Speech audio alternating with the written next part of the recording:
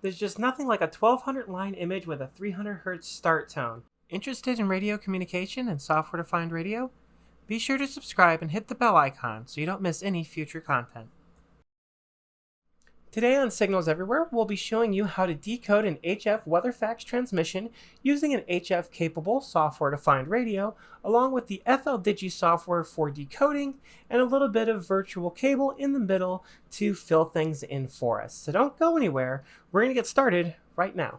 One of the prerequisites you're going to need here is the VB audio cable software. Link in the description if you need a video showing you how to install that. From there, we're going to go ahead and grab a list of all of the common frequencies that are used for WEFAXes. I'm going to look at the Atlantic and Pacific Ocean list in particular through the NOAA. You might have some other resources, but these are the ones I'm familiar with. I'll put a link in the description below for those. And then for our software-defined radio, I happen to be using an Airspy HF Discovery Plus, but you can use any HF-capable software-defined radio or an SDR using an up converter, and that should work just fine. For the antenna, I happen to be using a U-loop indoors in, unfortunately, an apartment, so not the best signals, but certainly more than enough to get you guys a decode. So let's go ahead and jump right into it. Once we have our software-defined radio all set up here, we're going to go ahead and ensure that we are on frequency. So I'm just going to grab the nighttime frequency here. This one is pretty commonly transmission, how do I put this, is a transmission that very commonly is accessible in my area, which is 4.235 megahertz. So we're going to go ahead and tune to that. Generally, you want to have this in lower sideband as well. And what you're going to need to do here, if we hit the menu options in the drop-down, we need to select audio and ensure that your audio output is correctly selected for your virtual audio cables. So that way you are piping audio out of SDR Sharp so that we can pipe it into Fldigi. I'm not really going to do a run through of how to install Fldigi. It's pretty straightforward, but links in the description below, and we'll start setting up that side of the application. First thing in Fldigi, let's go to our op mode, and we'll go down to WEFAX, and we're just going to select the first option available there. From here, you're going to want to go to Configure, and then open the configuration dialog. We need to come down to Sound Card, and then devices, so that way we can ensure that we're using port audio or whatever your computer uses, and more importantly that the capture option is set to our cable output of our virtual audio cable. Now that everything is set up for the decoding process, we can start tuning into signals and pulling up decoded images. Once everything is set up and you have a signal locked on, you can see that we have that 300 Hz tone that was mentioned earlier at the start of our video.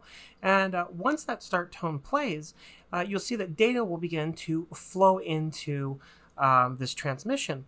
So if we speed this up a bit, you'll be able to see fairly quickly that we are able to get a meaningful image out of this particular transmission. One thing to note is that you're going to have to come down to this main section here for tuning. You see we have a red bar here, and essentially for Fldigi, what you want to do is get this red bar in between the two sidebands of this signal. You're essentially trying to center on top of it. Once you've done so, it should lock on with your particular WEFAX transmission, and as long as you've selected the correct mode and you have sufficient signal coming in both from RF spectrum and audio, keeping in mind you do need to keep the audio output on your virtual audio cable high enough so that you're able to see it working in Fldigi, but not so high that it is overloading the application. If we look down here toward the AFC, you'll see that it's currently lit up green.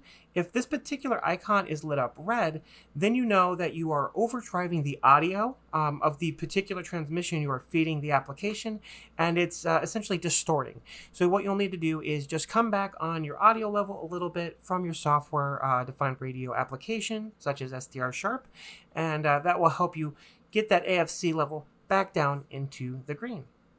In addition to this, you're also going to be able to either use automatic skew and angle adjustment, or you can do it the way I prefer and manually adjust it. Technically, you should do your adjustments after your signal has been captured, but I honestly tend to mess around with it as it's decoding and just try to get the best picture I can as the signal's coming in. So keeping in mind, there's a lot of different ways to do this and a lot of different software that can be used to pull this off. This is just the combination that worked well for me. If you guys have any comments, questions, whatever, please leave them in the box below. So as you can see, this is pretty straightforward. Once you have everything set up, your main thing is just making sure that you're able to receive this signal. As long as you have a decent antenna in a decent area, you should be able to do this pretty easily, even on a moderate computer without too much trouble. So a huge thank you to all of my patrons, all my subscribers. I would not be here if it was not for you guys. And with that, I hope you enjoyed the video, and I cannot wait to see you in the next one.